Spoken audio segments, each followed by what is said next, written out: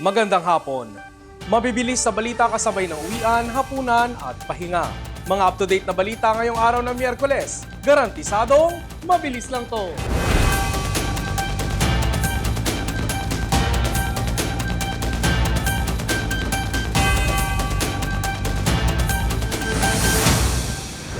Mas dumami ang mga Pilipinong walang trabaho sa bansa.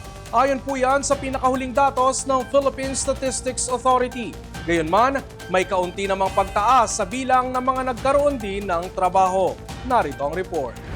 Tumaas ang antas ng unemployment rate o bilang ng mga walang trabaho sa bansa noong October 2025 kumpara Setyembre at sa nakaraang taon.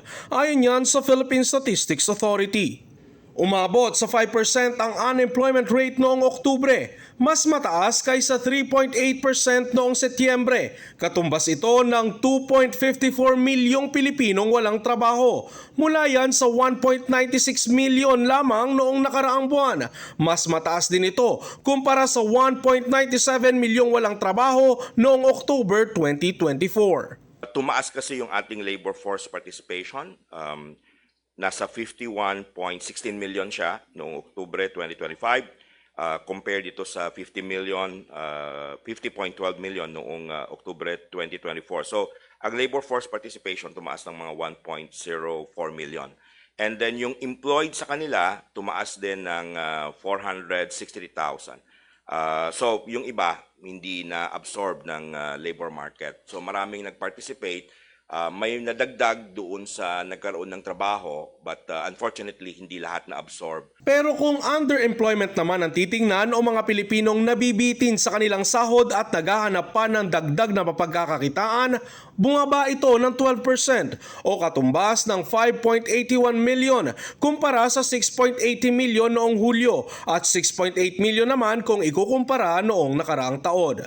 Ayon pa sa datos ng Philippine Statistics Authority, pinakamarami ang pagtaas ng bilang ng empleyado sa loob ng isang taon ay ang Public Administration and Defense at Social Security. Gayun din ang mga nasa linyada ng Accommodation and Food Services. Tumaas din ang bilang ng mga nagtatrabaho sa Agriculture at Forestry, gayon din sa pangingisda at mga pangisdaan at ang Manufacturing Services o sa mga pabrika.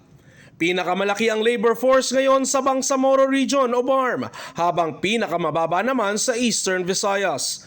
Pagdating sa unemployment, marami ang mga walang trabaho sa Calabarzon. Isang factor din ayon sa PSA ang mga nagdaang bagyo. Sa kabuuan, sa kabila ng pagtaas ng unemployment rate, ay bahagyang tumaas rin ang kabuang bilang ng mga may trabaho. Kahit na miyembro ng isa sa mga pinakamalaking political dynasty si Pangulong Marcos, ipinaliwanag na Malacanang kung bakit niya suportado ang pagsasabatas ng panukala na magwawakas sa sistema ng mga political family na nagahari sa politika. Alamin kung bakit sa mabilis na balitang hatid ni Michelle Guillar. Kung Malacanang ang tatanungin, marami ng politiko na galing sa political dynasty ang nangaabuso ng kanilang posisyon para sa pansariling interes, kaya dapat nang isabatas ang anti-dynasty bill.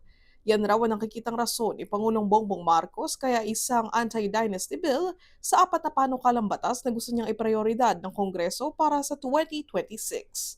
Ang nais ng Pangulo, mas lumakas ang kapangyarihan ng taumbayan at hindi ng iilang mapang-abusong politiko.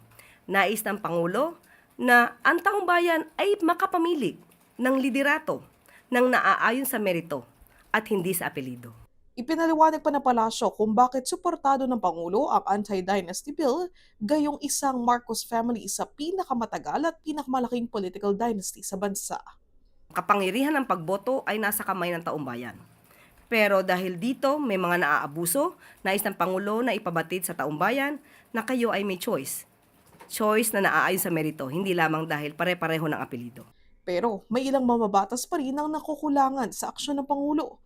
Tulad ni Akbayan Party List Representative Shell Jokno na nagsabi na kung talagang sincero ang Pangulo ay dapat sinertify urgent niya ang naturang panukala. Depensa naman ni Castro, posible lamang makapag-certify as urgent na isang panukalang batas kung may public emergency o calamity. Gusto rin daw ng Pangulo na mabigyan ng tamang definisyon sa batas ang salitang dynasty para tiyak itong may sasabatas, lalo na maraming mambabatas ang galing sa political clan. Isa na dyan ang mismong pinuno ng mababang kapulungan ng Kongreso na si House Speaker Bogie D.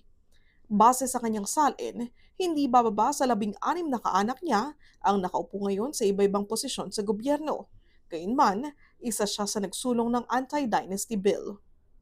Samantala, hindi naman nakikita ng Pangulo ang pangangailangan na isertipika bilang urgent ang 2026 General Appropriations Bill. Ayon kay Castro, kumpiyansa ang Pangulo na may enroll ang 2026 General Appropriations Act bago ang Pasko. Ayon kay Senate President Tito Soto, nakaschedule ang Bicameral Conference Committee sa 2026 National Budget mula December 12 hanggang 14. Yan ay matapos ipasa ng Senado kahapon ang House Bill No. 4058 o ang panukalang pambansang budget para sa 2026 na nagkakahalaga ng 6.793 trillion pesos. Michelle Giliang para sa All TV News Channel 2. Sa iba pang mabibilis na balita, Grupong Manibela sumugod sa LTFRB sa ikalawang araw ng tigil pasada. LTO ilalabas na ang mga nakumpiskang jeep, driver's license at plaka ng mga jeepney. Vice President Sara Duterte nakiisa sa global signature campaign ng mga Duterte supporters sa Daig. At unang ginto at bronze medal nasungkit ng bansa sa 33rd SEA Games sa Thailand. Abangan yan sa pagbabalik ng Mabilis Lang To.